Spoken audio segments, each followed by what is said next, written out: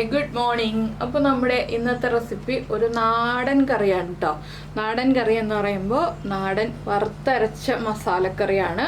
അപ്പോൾ ചക്കക്കുരുവും മുട്ടയും ചേർത്താണ് നമ്മൾ ഈ ഒരു വറുത്തരച്ച മസാലക്കറി ഉണ്ടാക്കുന്നത്. നമ്മുടെ ചക്കയുടെ സീസണിൽ മാത്രമല്ലേ നമുക്ക് ഈ ചക്കക്കുരു ഉപയോഗിച്ചുള്ള കറികൾ ഉണ്ടാക്കാൻ പറ്റുള്ളൂ. അപ്പോൾ ചക്കക്കുരു മുട്ടയും ഉപയോഗിച്ചിട്ടുള്ള ഈ ഒരു കറി നമുക്ക് ബ്രേക്ക്ഫാസ്റ്റിന് ഉപയോഗിക്കാം, അതുപോലെ ലഞ്ചിന് ഉപയോഗിക്കാം, ഡിന്നറിന് ഉപയോഗിക്കാം, പുട്ടിൻ്റെ കൂടെയും ചോറിൻ്റെ കൂടെയും ചപ്പാത്തിയുടെ കൂടെയും അപ്പത്തിൻ്റെ കൂടെയും ഇടിയപ്പത്തിൻ്റെ കൂടെയും ഒക്കെ ചേർത്ത് ഉപയോഗിക്കാൻ പറ്റുന്ന നല്ലൊരു മസാലക്കറിയാണിത്.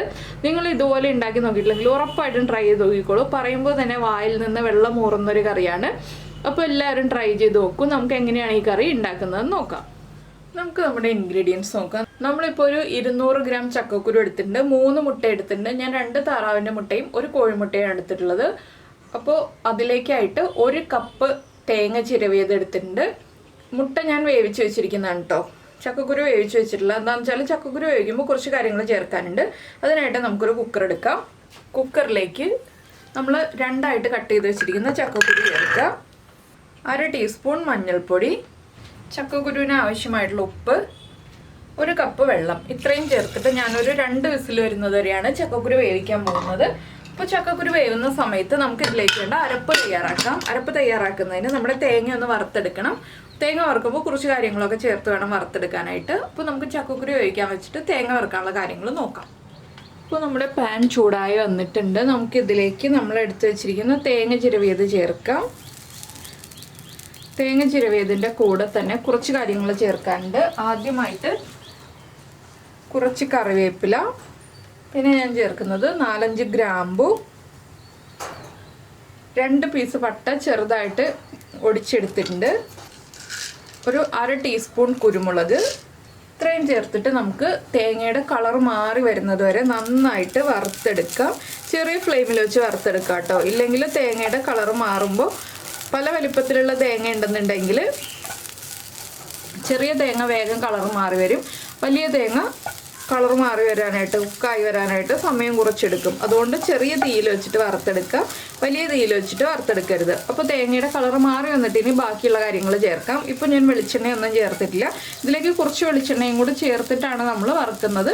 അത് ഇപ്പോഴല്ല വെളിച്ചെണ്ണ ചേർക്കുന്നത്, കുറച്ച് കഴിഞ്ഞിട്ടാണ്. ഇപ്പോൾ തേങ്ങ കളർ മാറി വരട്ടെ. ഇപ്പോൾ നമ്മുടെ തേങ്ങയുടെ കളറൊക്കെ ചെറുതായിട്ട് മാറി തുടങ്ങിയിട്ടുണ്ട്. നമുക്കിതിലേക്ക് വെളിച്ചെണ്ണ ചേർത്ത് കൊടുക്കാം. നമ്മുടെ മസാലപ്പൊടികളും കൂടി ഒന്ന് കുക്കായി വരാൻ ആവശ്യമായിട്ടുള്ള വെളിച്ചെണ്ണ ചേർത്ത് കൊടുക്കാം കേട്ടോ ഇതിലേക്ക്. ഇനി നമുക്ക് വീണ്ടും ഇളക്കി കൊടുക്കാം. തേങ്ങ മുഴുവൻ കളർ മാറി വന്നിട്ട് വേണം നമ്മളിനി ബാക്കി മസാലപ്പൊടികൾ ചേർത്ത് കൊടുക്കാനായിട്ട്. അപ്പോൾ ഈ ഒരു കളർ ആവുമ്പോൾ വെളിച്ചെണ്ണ ചേർത്ത് കൊടുത്തിട്ടുണ്ടെങ്കിൽ പിന്നീട് തേങ്ങയുടെ കളർ വേഗം മാറി വരും. നമ്മൾ കൈ എടുക്കാതെ ഇളക്കി കൊടുത്തുകൊണ്ടിരിക്കണം. അപ്പോൾ ഞാൻ ഇനി കൈ എടുക്കാതെ ഇളക്കട്ടെ. ഇനി നമുക്ക് മസാലപ്പൊടികൾ ചേർക്കുമ്പോൾ ഏതൊക്കെ മസാലകളാണ് ചേർക്കുന്നതെന്ന് പറയാം. അപ്പോൾ നമ്മുടെ തേങ്ങയുടെ കളർ കണ്ടോ മാറിക്കഴിഞ്ഞു. ഇതിലേക്ക് നമുക്കിനി പൊടികൾ ചേർത്ത് കൊടുക്കാം. 1.5 ടേബിൾ സ്പൂൺ മല്ലിപ്പൊടി, അതുപോലെ തന്നെ നമ്മൾ പച്ചമുളകൊന്നും ചേർക്കുന്നില്ല, മുളക് പൊടിയാണ് ചേർക്കുന്നത്. ഒരു 1.5 ടീസ്പൂൺ മുളക് പൊടി ചേർത്തിട്ടുണ്ട്. നമ്മുടെ ചക്കക്കുരുവിൽ മഞ്ഞൾപ്പൊടി ചേർത്തിട്ടുണ്ടെങ്കിലും 1/2 ടീസ്പൂൺ മഞ്ഞൾപ്പൊടി. ഇത്രയും ചേർത്ത് നന്നായിട്ടൊന്ന് ഇളക്കി കൊടുക്കുക. പൊടികളുടെ റോ ടേസ്റ്റ് മാറി വരണം. ലോ ഫ്ലെയിമിൽ വെച്ചിട്ടാണ് ഇളക്കി കൊടുക്കേണ്ടത്. തേങ്ങയുടെ കളർ നന്നായിട്ട് മാറി വരുമ്പോൾ തന്നെ ലോ ഫ്ലെയിമിലേക്ക് ആക്കുക. ഇനി നന്നായിട്ട് പൊടികളൊന്ന് കുക്കായി വരട്ടെ. അപ്പോൾ നിങ്ങളുടെ കയ്യിൽ പെരിഞ്ജീരക പൊടി ഉണ്ടെന്നുണ്ടെങ്കിൽ ഞാൻ ഇനി ചെയ്യുന്ന സ്റ്റെപ്പ് ചെയ്യണ്ട, പെരിഞ്ജീരക പൊടി ലാസ്റ്റ് ചേർത്താൽ മതി. പെരിഞ്ജീരക പൊടി ഇല്ലയെന്നുണ്ടെങ്കിൽ ഫ്ലെയിം ഓഫ് ചെയ്യാം കേട്ടോ. ഇപ്പോൾ ഇനി ഞാൻ ചെയ്യുന്നത് 1 ടീസ്പൂൺ പെരിഞ്ജീരകം ഇതുപോലെ ഫ്ലെയിം ഓഫ് ചെയ്തിട്ട് ചേർത്ത് കൊടുക്കുക. അപ്പോൾ പെരിഞ്ജീരകത്തിൻ്റെ ഫ്ലേവർ ലാസ്റ്റ് ചേർക്കുമ്പോഴാണ് നന്നായിട്ട് ഉണ്ടാവുക ഇതുപോലെയുള്ള കറികളിൽ. അതുകൊണ്ടാണ് പെരിഞ്ജീരകം ലാസ്റ്റ് ചേർക്കുന്നത്. പെരിഞ്ജീരക പൊടിയാണെന്നുണ്ടെങ്കിൽ നമ്മൾ കറി ഉണ്ടാക്കി കഴിഞ്ഞിട്ട് മാത്രം ചേർത്ത് കൊടുക്കുക. ഇനി ഈ ഒരു മിക്സിൻ്റെ ചൂട് കംപ്ലീറ്റ് മാറി കഴിഞ്ഞിട്ട് നമുക്ക് വെള്ളം ചേർത്ത് മിക്സിയിൽ അരച്ചെടുക്കാം. അപ്പോൾ ഇനി ഇത് ചൂട് മാറിയിട്ട് ഞാൻ മിക്സിയിൽ അരച്ചെടുത്ത് കഴിഞ്ഞിട്ട് നമുക്ക് ബാക്കിയുള്ള കാര്യങ്ങൾ ചെയ്യാം. അപ്പോൾ നമ്മുടെ ചക്കക്കുരു കുക്കായി വന്നിട്ടുണ്ട്. ഞാൻ അരപ്പ് അരച്ചെടുത്തു. ചക്കക്കുരു ഞാനൊരു ചട്ടിയിലേക്ക് മാറ്റിയിട്ടോ നിങ്ങൾക്ക് കാണാൻ എളുപ്പത്തിനായിട്ട്. ഇനിയിപ്പോൾ നമ്മുടെ അരപ്പ് ചക്കക്കുരുവിലേക്ക് ചേർത്ത് കൊടുക്കാം. ഇത് കണ്ടോ നന്നായിട്ട് അരച്ചെടുത്തിട്ടുണ്ട്. ഈ അരപ്പിൽ കിടന്ന് ചക്കക്കുരു ഒന്ന് തിളച്ച് വരണം. അപ്പോൾ നമ്മുടെ മിക്സിയുടെ ജാറിൽ കുറച്ച് വെള്ളവും കൂടി ചേർത്ത് ഞാൻ ഒന്നുകൂടി ഒന്ന് ചുറ്റിച്ചെടുത്തിട്ടുണ്ട്. ആ വെള്ളവും കൂടി ചേർത്ത് കൊടുക്കുക. നമുക്ക് എത്രത്തോളം ഗ്രേവി വേണം എന്നുള്ളതനുസരിച്ച് നമ്മൾ വെള്ളം ചേർത്ത് കൊടുക്കുക. പിന്നെ ഒരു കാര്യം, ഇതിൽ കൂടുതൽ ഗ്രേവി വേണം, അതുപോലെ തന്നെ കൂടുതൽ കറി വേണമെന്നുണ്ടെങ്കിൽ നമുക്ക് സവോള എണ്ണയിൽ വഴറ്റിയെടുത്തിട്ട് ചക്കക്കുരു അതിലേക്ക് ചേർത്ത് അങ്ങനെ നമുക്ക് കറി ഉണ്ടാക്കാം കേട്ടോ, സവോളയൊക്കെ ചേർത്ത്. ഇതിപ്പോൾ നമ്മൾ സവോളയൊന്നും ചേർക്കാതെ ഉള്ള കറിയാണ്. അപ്പോൾ ഇനി ചക്കക്കുരു ഒന്ന് ഈ ഒരു അരപ്പിൽ കിടന്ന് ഒരു 3 മിനിറ്റ് ഒന്ന് തിളയ്ക്കട്ടെ. ചക്കക്കുരുവിലേക്ക് അരപ്പൊക്കെ ഒന്ന് പിടിച്ചു വരട്ടെ. അതിനുശേഷം നമുക്ക് മുട്ട ചേർക്കാം. മുട്ട ഇപ്പോഴേ ചേർത്തിട്ടുണ്ടെങ്കിൽ നമ്മൾ ഇളക്കുമ്പോൾ ഉടഞ്ഞു പോകും. അല്ലെങ്കിൽ മുട്ട മുഴുവനായിട്ട് ചേർക്കണം. മുട്ട ഞാനിപ്പോൾ 2ആയിട്ട് കട്ട് ചെയ്തിട്ടാണ് ചേർക്കാൻ പോകുന്നത്. അതുകൊണ്ടാണ് ഞാനിപ്പോൾ മുട്ട ചേർക്കാതെ ചക്കക്കുരുവിലേക്ക് മാത്രം മസാല പിടിക്കുന്ന രീതിയിൽ ഒന്ന് തിളപ്പിച്ചെടുക്കുന്നത്. മുട്ട ചേർത്തിട്ട് 1 മിനിറ്റേ നമ്മൾ തിളപ്പിക്കുള്ളൂ, അപ്പോൾ ഇളക്കി കൊടുക്കില്ല. അപ്പോൾ ഇതൊന്ന് തിളച്ച് വരട്ടെ. അപ്പോൾ നമ്മുടെ കറി നന്നായി തിളച്ചുകൊണ്ടിരിക്കുന്നുണ്ട്. ഞാൻ ഉപ്പൊക്കെ ചെക്ക് ചെയ്തു, ഉപ്പ് കുറവായിരുന്നു, കുറച്ച് ഉപ്പ് ചേർത്ത് കൊടുത്തു.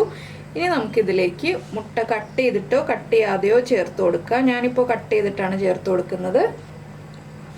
ഇതുപോലെ 2ആയിട്ടോ അല്ലെങ്കിൽ 4ആയിട്ടോ കട്ട് ചെയ്യണമെന്നുണ്ടെങ്കിൽ 4ആയിട്ട് കട്ട് ചെയ്യാം. റൗണ്ടിൽ 2ആയിട്ട് കട്ട് ചെയ്യണമെന്നുണ്ടെങ്കിൽ റൗണ്ടിൽ 2ആയിട്ട് കട്ട് ചെയ്യാം കേട്ടോ. അതൊക്കെ നമ്മുടെ ഇഷ്ടത്തിനനുസരിച്ച് കട്ട് ചെയ്ത് ചേർക്കാം. അപ്പോൾ നിങ്ങൾ ഇതുപോലെ ചക്കക്കുരുവും മുട്ടയും ചേർത്ത് കറി ഉണ്ടാക്കി നോക്കിയിട്ടില്ലെങ്കിൽ ഉറപ്പായിട്ടും ഒന്ന് ട്രൈ ചെയ്ത് നോക്കിക്കോളൂ. നല്ല കോമ്പിനേഷനാണ് കേട്ടോ. ചപ്പാത്തിയുടെ കൂടെ, അപ്പത്തിൻ്റെ കൂടെ, ചോറിൻ്റെ കൂടെ ഒക്കെ കഴിക്കാൻ പറ്റിയ കറിയാണ്. പുട്ടിൻ്റെ കൂടെ കഴിക്കാം. ഇത് തന്നെ നമുക്ക് മുരിങ്ങയ്ക്കയും കൂടെ ചേർത്തും കൂടി ഉണ്ടാക്കി കഴിക്കാം. അപ്പോൾ നിങ്ങൾ എന്തായാലും ട്രൈ ചെയ്ത് നോക്കൂ, ഉറപ്പായിട്ട് ഇഷ്ടമാവും.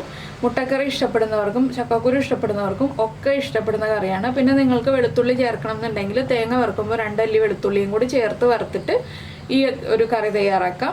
അപ്പോൾ എല്ലാവരും ട്രൈ ചെയ്ത് നോക്കുക. പിന്നെ നമ്മുടെ ചാനൽ ആദ്യമായിട്ട് കാണുകയാണെങ്കിൽ നമ്മുടെ വീഡിയോ പ്രസൻറ്റ് ചെയ്യുന്ന രീതിയൊക്കെ ഇഷ്ടമായി എന്നുണ്ടെങ്കിൽ നമ്മുടെ ചാനലൊന്ന് സബ്സ്ക്രൈബ് ചെയ്ത് സപ്പോർട്ട് ചെയ്യണേ. സബ്സ്ക്രൈബ് ചെയ്യുന്നതിന് ഈ വീഡിയോയുടെ താഴെയുള്ള റെഡ് സബ്സ്ക്രൈബ് ബട്ടൺ ഒന്ന് ക്ലിക്ക് ചെയ്യുക. അതിൻ്റെ റൈറ്റ് സൈഡിലുള്ള ബെല്ലൈക്കണും ക്ലിക്ക് ചെയ്യുക. അപ്പോൾ ഓളെന്ന് പറഞ്ഞിട്ടൊരു ഓപ്ഷൻ കാണാം. ആ ഓളും കൂടി പ്രസ് ചെയ്തിട്ടുണ്ടെങ്കിൽ ഞാൻ എപ്പോഴും വീഡിയോ അപ്ലോഡ് ചെയ്യുമ്പോൾ നിങ്ങൾക്ക് നോട്ടിഫിക്കേഷൻ വരും. ശരിക്കും മുട്ട ചേർത്തിട്ട് മുട്ടയുടെ മുകളിലേക്ക് ഗ്രേവി ഒന്ന് കോരി ഒഴിക്കണം കേട്ടോ. ഞാനിപ്പോൾ ഒഴിക്കാതെ എന്താണെന്ന് വെച്ചാൽ ഫോട്ടോ എടുക്കാനൊരു ഭംഗിക്ക് വേണ്ടിയിട്ട് മുട്ട മുങ്ങി പോകാതിരിക്കാനാണ് ഞാൻ ഗ്രേവി ഒഴിക്കാതിരിക്കുന്നത്. അപ്പോൾ ഇനി നമുക്കിതിലേക്ക് വറവിടാനുള്ള കാര്യങ്ങൾ നോക്കാം. അപ്പോൾ നമ്മൾ വറവിടാനായിട്ട് ഒരു പാൻ വെച്ച് വെളിച്ചെണ്ണ ഒഴിച്ചിട്ടുണ്ട്. വെളിച്ചെണ്ണ ചൂടായി വന്നിട്ടുണ്ട്.